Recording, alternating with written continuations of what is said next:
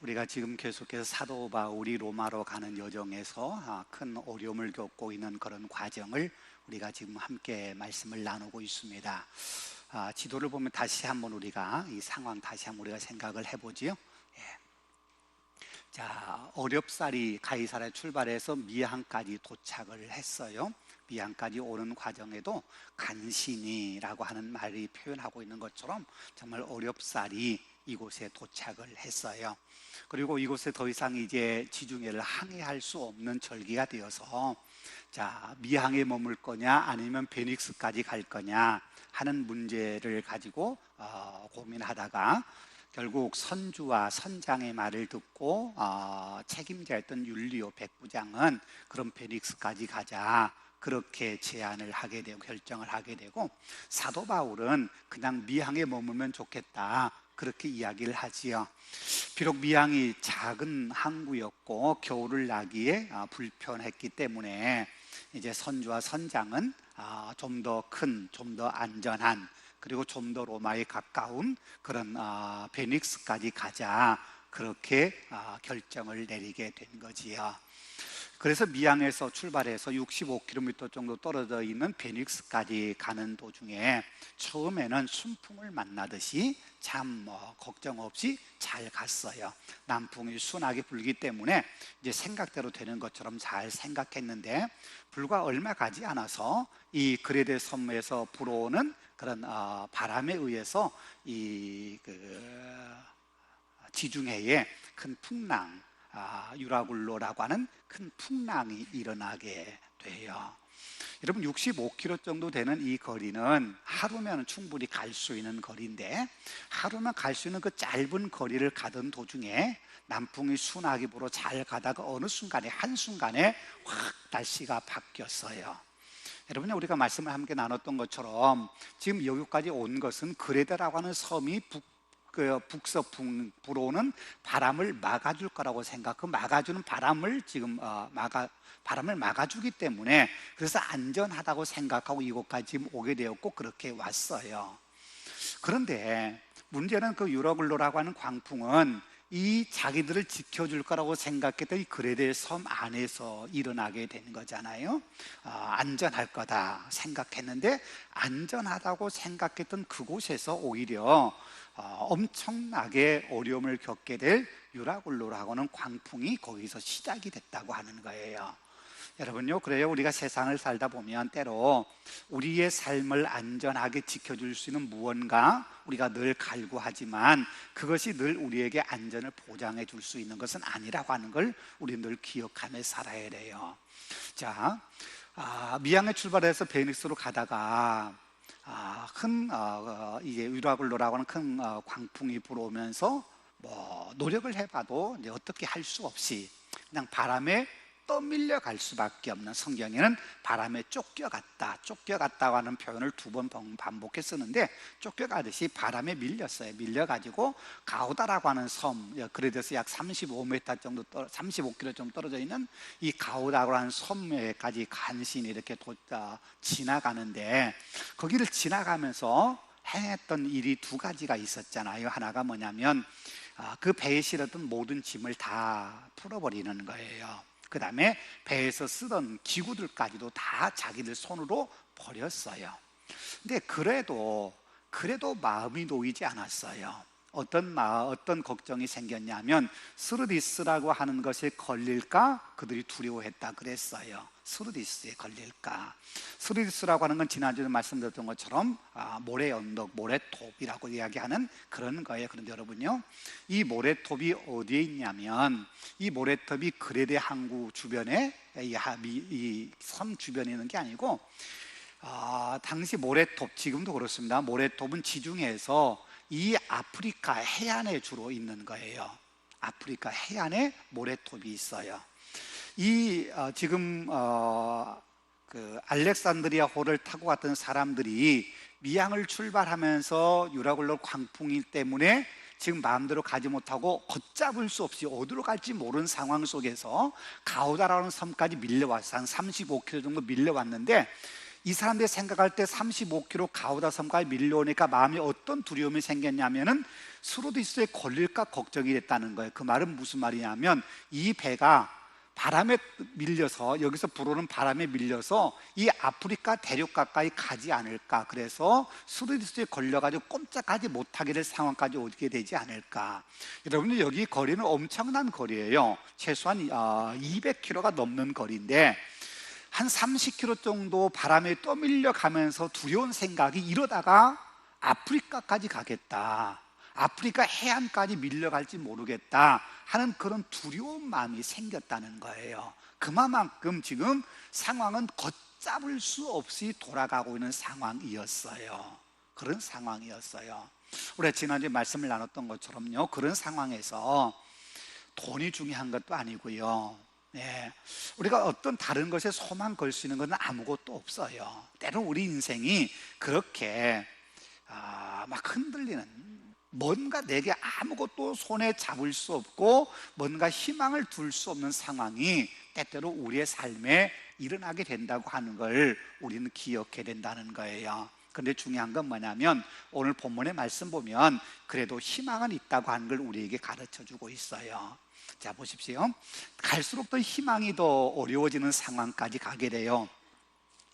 20절 말씀 보겠습니다. 20절 말씀 보면은요, 여러 날 동안 해도 달도 보이지 아니하고 큰 풍랑이 그대로 있음에 구원의 여망마저 없어졌더라.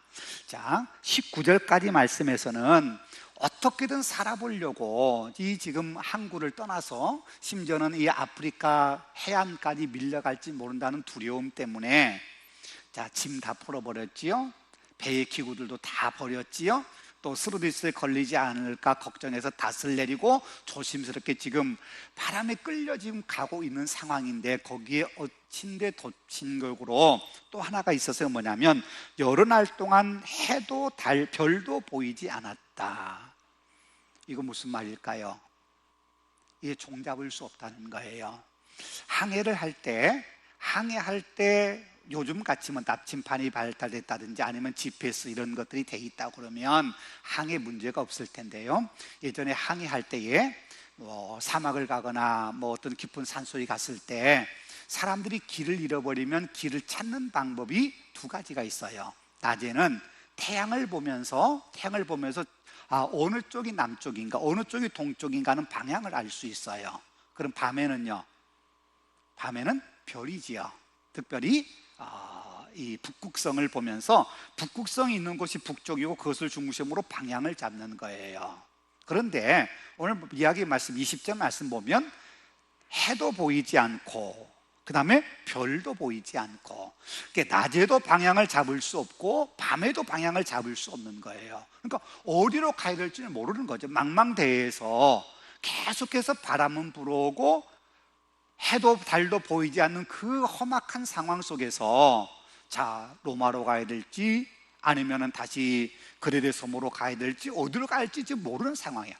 방향조차 알 수 없는, 어디로 가는 것도 모르고 방향도 알 수 없고 어디로 바람이 우리를 끌어다니지도 모르는 그런 긴박한 상황에 놓여 있게 되는 거예요. 그래서 풍풍랑은 아직도 그대로 있고, 그래서 구원의 여망마저 없어졌더라.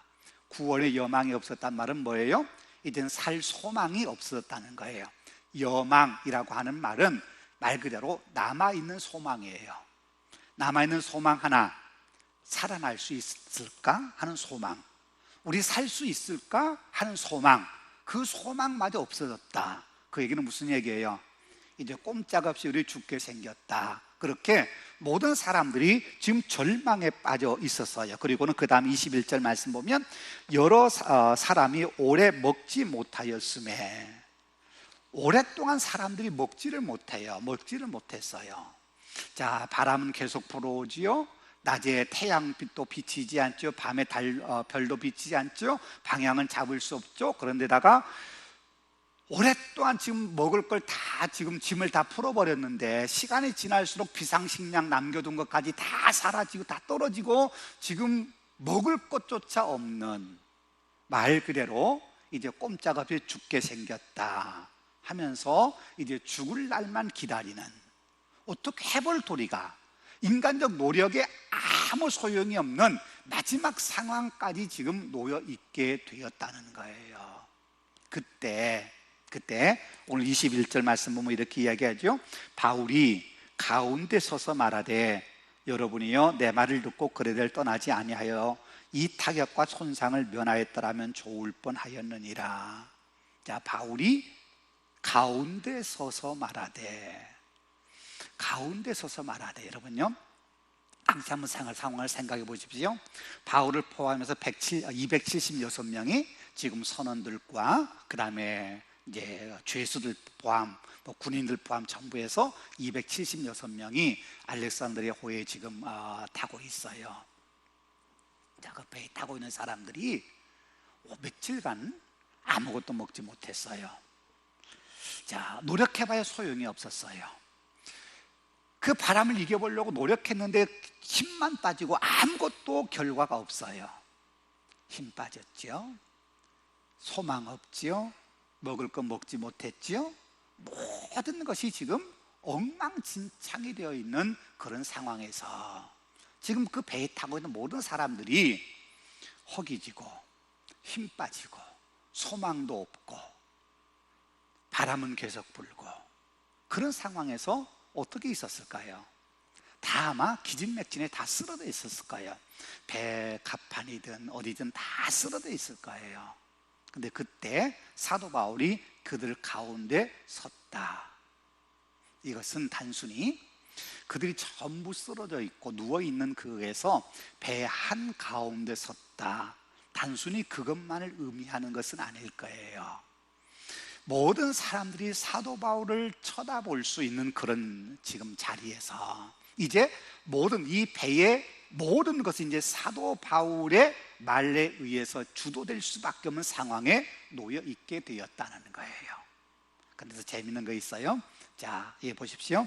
가운데 서서 말하되, 여기 선다고 하는 말 우리가 한번 잘 생각해 보십시오. 자, 모든 사람 다 쓰러져 있어요. 모든 지금 상황에서 절망 가운데 다 쓰러져 있는데 사도 바울은 가운데 그들 가운데 딱 섰어요. 마치 장군이 휘하의 병사들을 앞에 서서 출정하기 위해서 군사를 향해 소리를 외치는 것처럼 늠름하게 서서 그들에게 소리를 외치고 있는 거예요. 모든 사람들은 다 쓰러져 있는데, 여러분 미국에 가면은 미국 동부 쪽에 특별히 그 LA에서 라스베가스 가는 길에 모하이 사방이라고 하는 게 있어요. 그곳에 가다 보면은 이렇게 우뚝 서 있는 파란색의 나무가 있어요. 그 안쪽으로 들어가 보면은 조수아 트리 파크라고 하는 그 공원도 있어요. 조수아 트리라고 하는 게 있어요. 우리말로 말하면 여호수아 나무라는 거예요. 여호수아 나무. 이 여호수아 나무라고 그 이름을 붙인 이유가 뭐냐면 서부 개척 시대에 그 많은 사람들이 동부에서 서부로 넘어왔어요. 금광을 찾아서 또 새로운 개척지를 찾아 넘어오는데 그 넘어온 길이 너무너무 힘들잖아요. 너무너무 어려운데 밤중에도 힘들고 어렵고 사막을 때로는 건너고 그런 힘든 상황 속에서 건너오는데 이 서부에 가까이 올수록 이런 나무가 하나가 나무들이 보이는 거예요. 그런데 어렴풋이 낮에는 환하게 잘 보였겠죠. 그런데 저녁녘이나 아니면 새벽녘에 어렴풋이 보니까 저 앞에 나무가 딱 서 있는데 그것이 마치 여호수아 장군이 서 있는 것 같은 모습이었어요. 그래서 하나님이 우리를 지켜주시는구나, 하나님 우리를 이끌어 주시는구나, 그렇게 그들은 생각했어요. 그래서 그 나무 이름을 조수아 트리, 여호수아 나무 이렇게 이름을 붙였다는 거예요. 너무너무 힘들고 지쳐 있을 때 자기들 앞에 나무가 딱 서 있는데 그게 마치 장군이 칼을 차고 딱 이렇게 버티고 있는 것 같은 그런 모습이 있는 걸 보면서 사람들은 하나님이 우리를 지금 지켜주고 계시는구나, 하나님이 우리를 지금 인도해 주시는구나, 그렇게 느꼈다는 거예요. 그래서 이름을 조수아 트리라 그렇게 이름을 붙였다는 거예요. 지금 사도 바울의 모습이 마치 그런 거예요. 지금 막 다 쓰러져 있는 상황에서 그 배 한가운데, 자, 바람 때문에 배는 흔들리고 지금 뭐 태양도 안 보이고 별도 안 보이고 지금 모든 게 지금 뭐 암흑세계와 같은 그런 상황 속에서 사도 바울이 그들 가운데 딱 섰어요. 서서 여러분 걱정하지 마십시오. 그렇게 이야기하고 있는 거예요. 여러분요, 저는 이걸 보면서 이게 믿음이라고 생각을 해요. 뭔 얘기냐면 우리의 상황이 살 가망성이 아무것도 안 보여요. 어느 곳 하나 희망이 보이지 않아요. 구원의 여망이 없어졌더라. 그런 것처럼 어느 곳 둘러봐도 내가 바라볼 수 있는 곳, 힘을 얻을 수 있는 곳 아무 데도 없어요.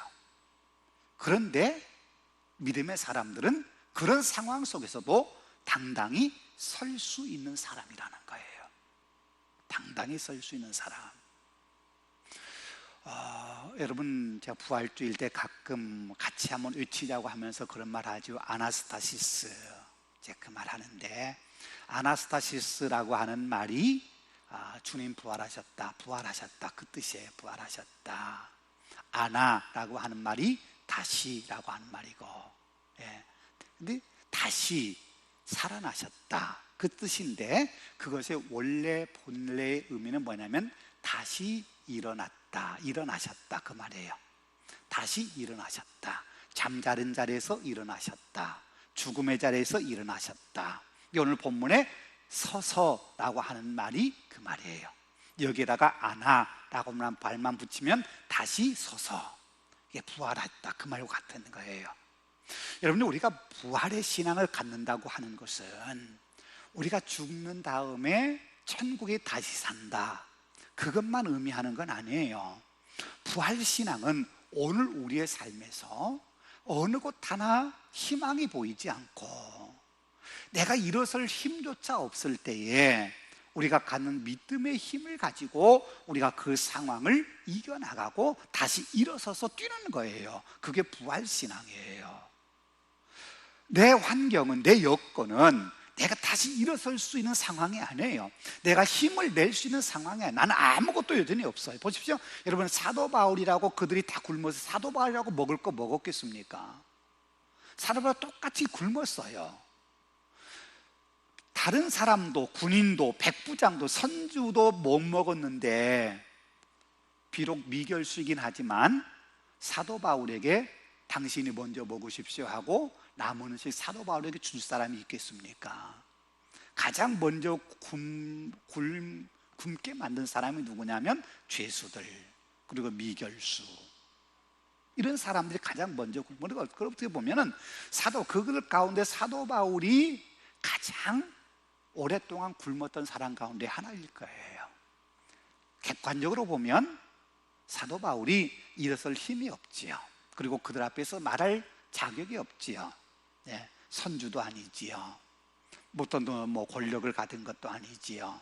더군다나 비록 죄수 확정 판결은 받지 않았지만 미결수예요.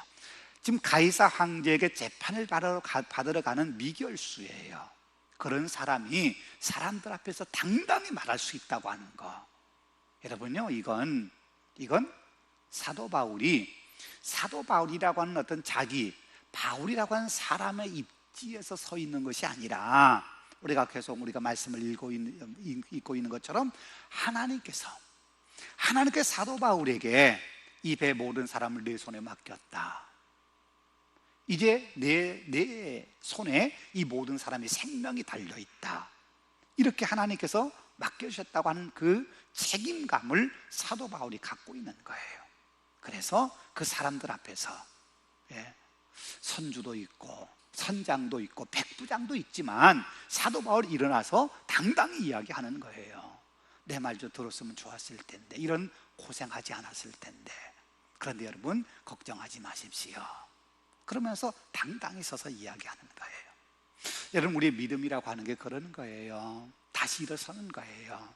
어떤 상황에 다시금 굳게 서서 다시 우리가 힘을 내서 그 환경을 이겨나가는 거예요. 문제는 내 힘이 아니라는 거지요. 내 힘은 아니에요. 하나님 주신 힘이에요. 여러분, 사도 바울이 그렇게 서서 당당히 이야기할 수 있었던 이유가 어디 있었을까요? 자신에게 있는 거 아니에요. 하나님이 그에게 말씀을 주셨기 때문이에요. 그리고 오늘 본문에 이야기한 것처럼 25절 말씀처럼 여러분이 안심하라, 나는 내게 말씀하신 그대로 되리라고 하나님을 믿노라. 믿음, 하나님이 약속하신 거 나는 믿는다. 그러니 걱정하지 말아라.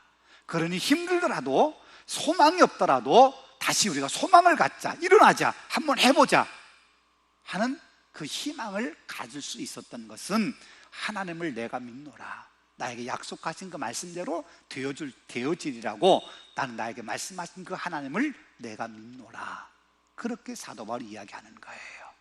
그러면서 거기 있는 사람들에게 약속을 해요. 하나는 뭐냐면 22절 말씀 보십시오. 내가 너희를 권하노니 이제는 안심하라. 너희 중 아무도 생명에는 아무런 손상이 없겠고 오직 배뿐이리라. 안심하라 그랬죠. 25절 말씀에도 그러므로 여러분 안심하라 그랬어요. 안심하라. 여러분 안심하십시오. 안심하십시오. 자, 왜 안심해요? 이유는 하나예요. 당신들 죽지 않습니다. 그거예요. 죽지 않습니다. 당신들 죽지 않습니다. 지금 구원의 소망, 다시 말하면 살 소망이 다 없어졌잖아요. 이제 살아남는다고 하는 기대조차 할 수 없는 상황에서 걱정 마십시오. 여러분 절대 죽지 않습니다. 하나님이 약속하셨습니다. 우리의 생명을 지켜준다고 약속하셨습니다. 걱정하지 마십시오. 안심하십시오. 그렇게 얘기해요. 그런데 여러분요, 여기 안심하다라고 하는 이 말이 우리 성경에는 안심하다 그렇게 번역되어 있는데, 이 말의 더 근본적인 그 뜻은 뭐냐면 기뻐하다는 뜻이에요. 기뻐하다. 유토메어라고 하는 이 말인데, 이 말은 기뻐하다 그 말이에요. 그러니까 이 말을 조금 더 우리가 상황에 좀 잘 맞지 않기 때문에 안심하다고 하는 말이 더 상황에 맞기 때문에 이렇게 번역을 했습니다마는, 조금 더 성경 원어적으로 번역을 한다면 여러분 기뻐하십시오 그 말이에요. 기뻐하십시오. 여러분 절대 죽지 않습니다. 기뻐하십시오. 예. 여러분 보십시오. 상황에서, 당시 상황에서 기뻐할 수 있는 게 뭘까? 말씀드린 것처럼 안심하라고 말씀하신 이유가 당신들 죽지 않습니다. 당신들 살아날 겁니다 하는 그런 하나님의 약속이에요. 기뻐하라고 하는 말씀도 똑같은 상황이에요. 자 보십시오. 오랫동안 굶어서요, 힘없어요. 그 배에 싣고 왔던 모든 짐을 다 바다에 버렸어요. 쉽게 말하면 그들이 벌 수 있는 돈을 다 포기했어요. 기구도 다 포기했어요. 배 안에서 편히 쉴 수 있고, 배 안에서 그들이 누릴 수 있는 모든 걸 다 포기했어요. 아무것도 없어요. 그런데 사도 바울은 그들 앞에 서서 안심하라고, 기뻐하라고 말해요. 이유는 죽지 않는다는 거예요. 여러분 재미있지 않아요? 자, 우리가 어떨 때 기뻐해야 돼요? 여러분, 지금 여러분의 상황에서 어떤 일이 벌어지면 기뻐하겠어요? 로또에 당첨되면요, 어떤 상황이면 기뻐하겠어요? 예. 물론 상황에 따라 다르겠지요. 다르겠는데 보십시오. 오늘 본문에서는 기뻐할 이유는 딱 하나밖에 없어요. 뭐예요? 죽지 않는다는 거예요. 돈 번다? 아니에요. 당신에게 어떤 큰 승리의 어떤 돈을 벌 어떤 기회가 찾아올 거다, 그것 때문에 기뻐하라. 아니에요. 오직 하나예요. 살아날 거다. 쉽게 말하면 죽지 않을 거다. 그 말이에요. 죽지 않을 거다. 그 말 한마디가 가장 지금으로 기뻐할 수 있는 거예요. 지금으로서는. 근데 여러분요, 그거에 우리가 좀 더 깊이 생각해 보면 우리가 매일 그렇게 살잖아요. 매일 생명부지하고 살잖아요. 그래서 우리가 매일의 삶 속에 우리는 기뻐할 수 있는 거잖아요. 그 상황을 우리가 생각한다면. 그렇죠? 근데 우리는 거기서 자꾸만 더 이제 욕심이 생겨나는 거예요.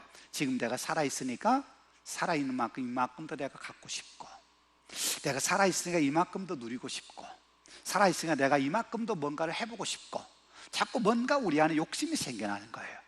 그 욕심이 자꾸 찾아보니까 내게 이만큼 주어줘도 내게 별로 기쁨이 없어 이제는. 그래서 이거 넘어 뭔가가 있어야, 이것 말고 더 큰 뭔가가 내게 주어져야 나는 그래 기뻐, 내게 참 기쁜 일이 생겼어, 그렇게 우리는 생각하는 거예요.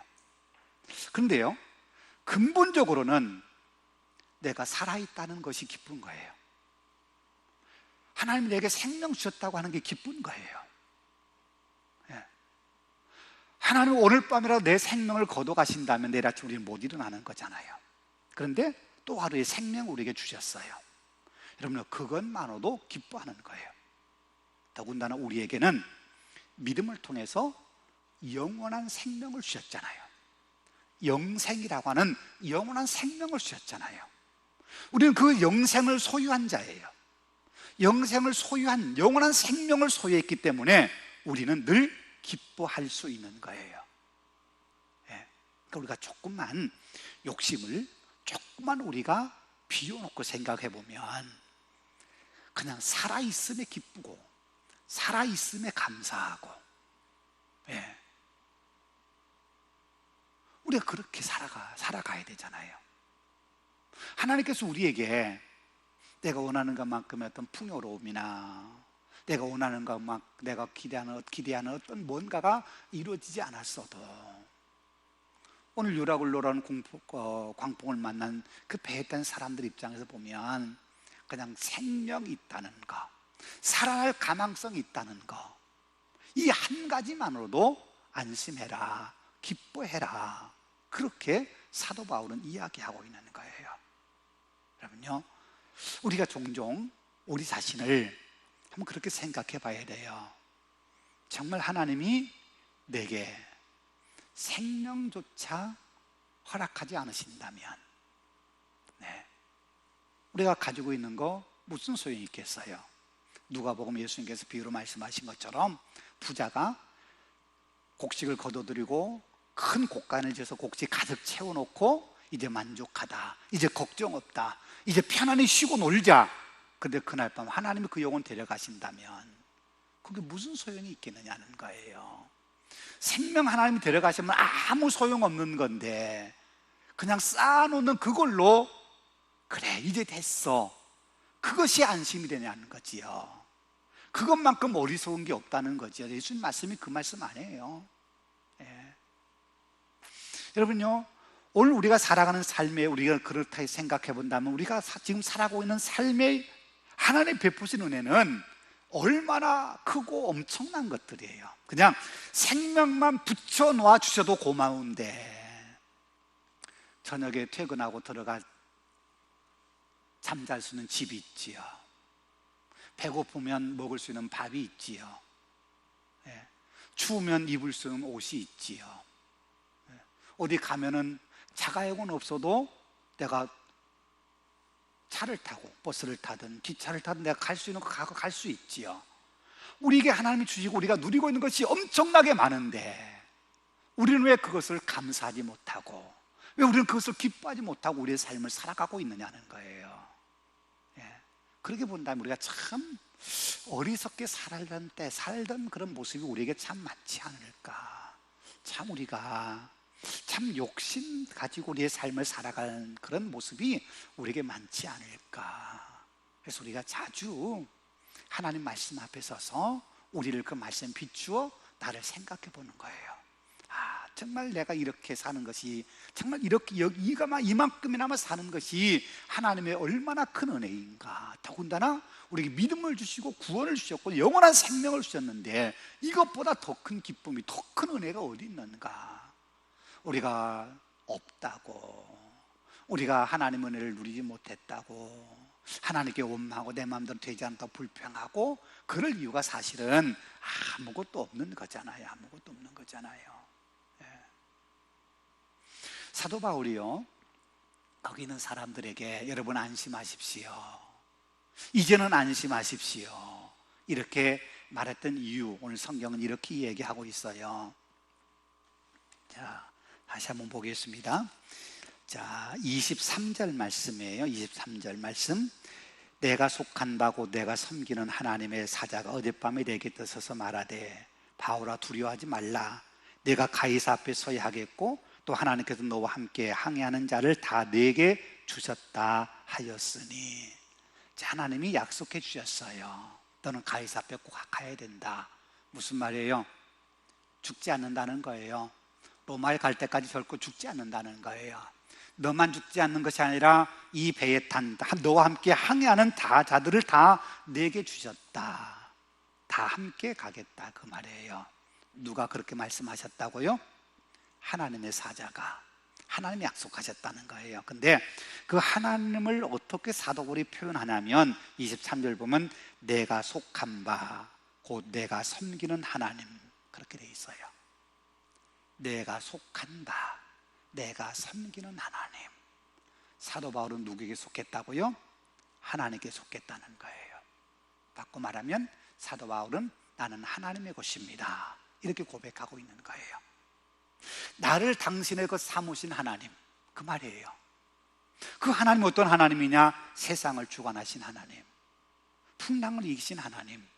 그 하나님이 내게 말씀하셨으니까 이 풍랑쯤 아무것도 아니다, 지금 그 얘기하고 있는 거예요. 내 생명은 하나님께 속한 거야. 여러분요, 우리 사람은 어딘가에 소속되어야 안정감을 누려요. 안정감을 누려요. 에블런 메소로라고 하는 심리학자가 우리 인간에게 가지고 있는 인간의 기본적인 욕구를 이야기할 때 안정의 욕구라고 하는 걸 이야기해요. 그 안정은 어딘가에 소속돼야 돼요.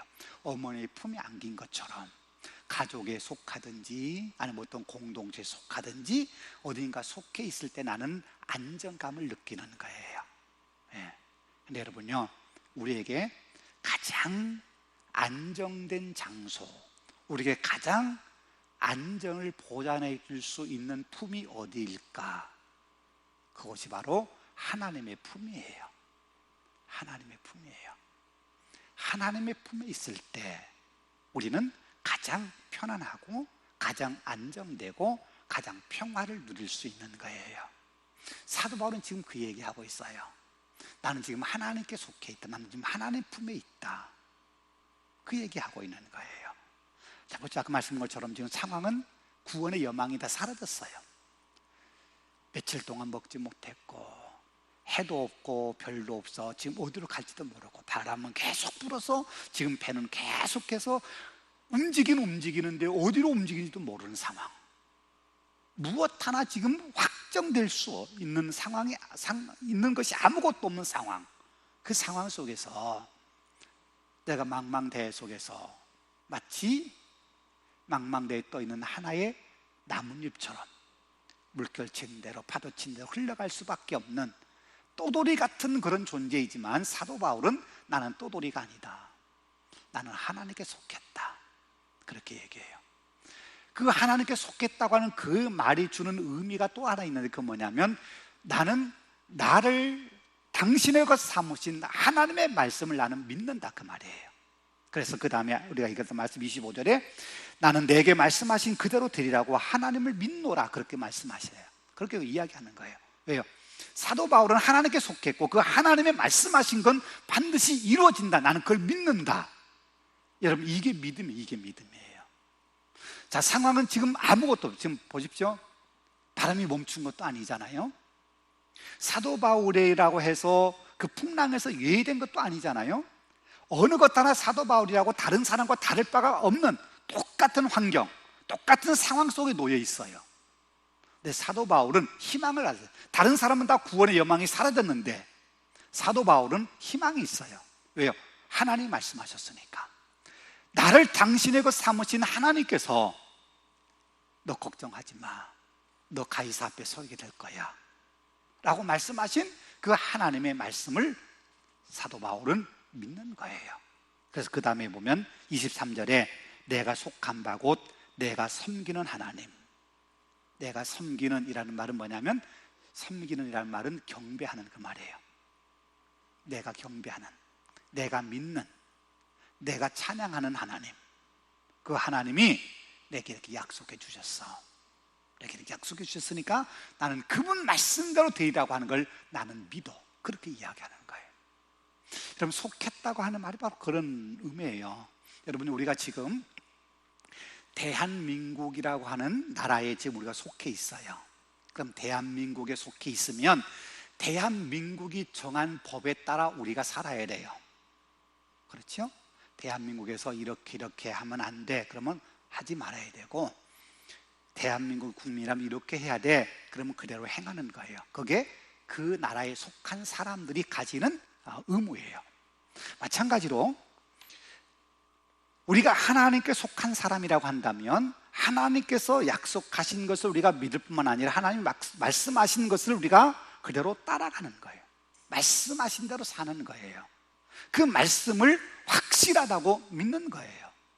여러분, 그게 믿음이라니까요. 그게 사도 바울은 지금 그걸 믿는 거예요. 내게 속한 하나님, 나를 당신 것 삼으신 하나님, 그 하나님께서 말씀하신다면 그건 절대 틀림이 없어. 그 하나님 말씀, 여러분, 하나님께 속한 사람이 하나님 말씀을 안 믿고 하나님 말씀을 순종하지 않는다면 누구에 속했다는 거예요? 귀신에게 속한 사람은 뭐냐면 귀신이 시킨 대로 하는 거예요.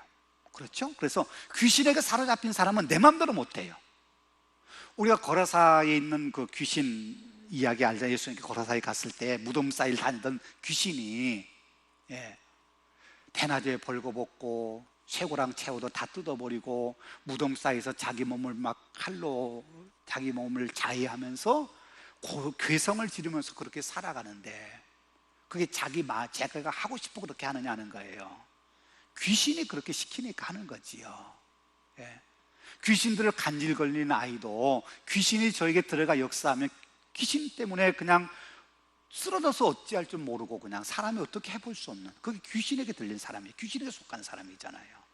그 귀신에게 속한 사람은 귀신이 시킨 대로 할 수밖에 없는 거예요. 자, 그렇다면 우리는 하나님께 속한 사람이잖아요.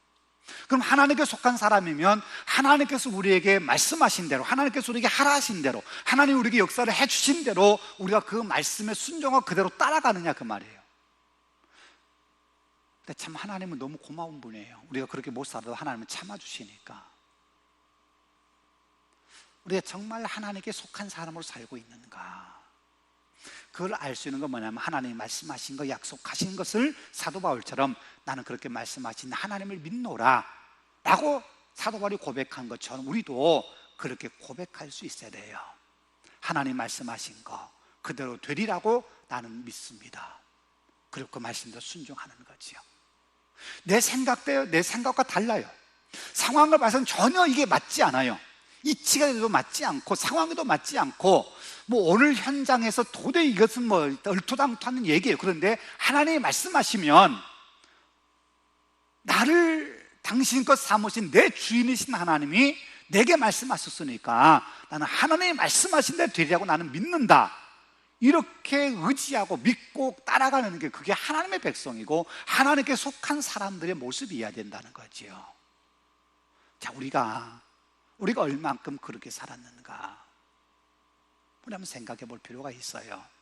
하나님 말씀해 주실 때 그 말씀 우리가 붙잡고, 그래, 이 말씀 내게 주신 말씀이지, 이 말씀 가지고 내가 살지, 그런 믿음이 우리에게 있어야 하지 않겠느냐. 말씀을 받아도, 말씀을 들어도 자꾸 우리 계산해요. 이게 내 상황에 맞을까? 내가 이렇게 하면 손해보지 않을까? 이렇게 정말 될까? 하는 우리 인간의 생각을 자꾸 하나님 말씀, 하나님의 약속을 우리가 자꾸 계산해보고 있는 것은 아닌가 하는 거예요. 그러면서 우리가 나는 하나님께 속한 사람입니다, 나는 그리스도인입니다, 나는 영원한 생명을 가진 사람입니다, 그렇게 우리가 과연 말할 수 있을까? 그렇게 말한다고 하는 것이 우리가 얼마나 부끄러운 모습일까 하는 거예요. 사도 바울은 믿음과 삶, 믿음의 모습이 그의 삶에서 그대로 정확하게 드러나는 사람이에요. 저는 그래서 우리가 사도 바울을 좋은 훌륭한 믿음의 사람이라고 말하는지 몰라요. 네. 여러분요, 우리에게도 그런 믿음을 갖도록 우리가 기도해야 돼요. 하나님이 약속하신 거면, 하나님 말씀하신 거면 상황에 맞지 않는 것처럼 보여도, 내 생각과 다른 것처럼 보여도, 때로는 그대로 말씀대로 행하면 내가 손해보는 것처럼 보여도 하나님 말씀하셨으니까 그 말씀대로 나는 되리라고 믿는다. 그리고는 순종하는 거지요. 그리고 용기 갖는 거지요. 자, 그렇게 말할 때 지금 상황이 변화된 건 아무것도 없어요. 그렇죠? 하나님께서 그렇게 약속하셨는데 갑자기 태양이 비춘다든가 갑자기 먹을 게 생긴다거나 그렇게 된 게 아무것도 없어요. 그냥 흘러 가다가 멜리다라는 섬에 도착을 했어요. 그때까지는 어떻게 될지 몰라요. 그런데 사도 바울은 나는 하나님을 믿습니다, 이렇게 이야기하는 거예요. 아직 뭔가 조짐이 보인 것도 아니에요. 뭔가 태풍에 가라앉는 것처럼 보이는 것도 아니에요. 아무것도 환경은 변화된 거 없는데 딱 하나 있다면 하나님이 꿈에 나타나서 말씀하셨다는 거, 이 한 가지밖에 없어요. 그런데 사도 바울은 그 말씀하신 하나님 말씀을 믿었다는 거예요. 나는 그 말씀대로 되리라고 하나님을 믿는다. 그리고 믿으니까 믿는 대로 하나님이 사도 바울을 이끌어 주셨어요. 다음에 공부하겠습니다. 함께 나누겠습니다만, 믿음대로 된다는 거지요. 믿는 대로. 아무것도 변화된 상황은 없어도 여러분요, 말씀이 주어지면 그 말씀으로부터 시작해서 하나님 역사가 일어나는 거예요. 하나님은 때로 우리에게 믿게 하기 위해서 환경을 조금씩 바꾸면서 우리에게 말씀을 주시고 믿으라고 하실 때도 있지만, 오늘 본문처럼 환경은 아무것도 변한 것이 없고 말씀을 주시면 그 말씀을 믿고 갈 때 우리의 상황이 바뀌어지는, 환경, 뭔가 보여지는 것에 따라서 우리가 믿는 것이 아니라 그냥 말씀대로 믿고 가다 보니까 환경이 바뀌고 상황이 바뀌고 우리의 삶의 모습들이 바뀌어지는, 그런 일들이 우리에게 수도 없이 많다는 거예요. 때로는 우리가 그 말씀을 믿지 못해서 우리를 위해서 예배해 놓으신 그 놀라운 하나님의 능력의 역사의 현장이 우리 앞에 있는데 우리가 그걸 누리지 못하고 보지 못하고 경험하지 못할 때가 있지 않을까. 믿음만 가졌다면, 하나님의 말씀을 믿기만 했다면 우리가 좀 더 많이, 좀 더 큰 은혜를 우리가 보고 경험하고 그 은혜 안에 살 수 있었을 텐데, 그런 생각을 가끔 해봐요. 여러분요, 우리 확고한 믿음을 가지십시다. 하나님 말씀하신 거면 상황이 달라도, 상황이 바뀌지 않아도, 내 생각과 달라도 하나님 말씀대로 되리라고 하나님을 믿노라, 하나님을 믿노라. 이게 사도 바울의 고백인데 이 고백이 우리의 고백이기를 바랍니다. 그러면 오늘 말씀처럼 이제는 안심하라, 이제는 기뻐하라 하는 이 말씀이 환경이 바뀌지 않아도 우리는 이 말씀대로 기뻐할 수 있고 평안하게 우리의 삶의 길을 갈 수 있게 될 겁니다. 기도하겠습니다. 은혜가 풍성하신 아버지 하나님, 감사합니다. 유로글로 광풍 때문에 모든 짐을 다 내버려야 되고 먹을 것까지 다 버리고 이제 먹을 것조차 없어 굶어야 했고, 또 어디로 가야 될지 모르는 아무것도 보이지 않는 상황 속에서 구원의 소망, 살아날 가망성이 없어지던 때에 사도 바울이 그 자리에 일어나서 많은 사람들을 향하여 여러분 안심하십시오, 나는 하나님을 믿습니다, 하나님 말씀대로 되리라고 믿습니다 고백했던 그 아름다운 고백, 우리가 함께 말씀을 나눴습니다. 하나님, 우리의 상황이 아무리 힘들어도 우리를 다시 이렇게 세워주시는 하나님의 살아계심을 우리가 믿고, 아무리 절망적인 상황 같은 상황에서도 다시 일어설 수 있는 믿음의 용기를 갖게 해주시고, 하나님 말씀하신 대로 말씀대로 이루어질 거라고 믿는 믿음으로 우리의 삶을 승리하며 살아갈 수 있는 우리 모두가 되게 하여 주옵소서. 예수님 이름으로 기도하옵나이다. 아멘.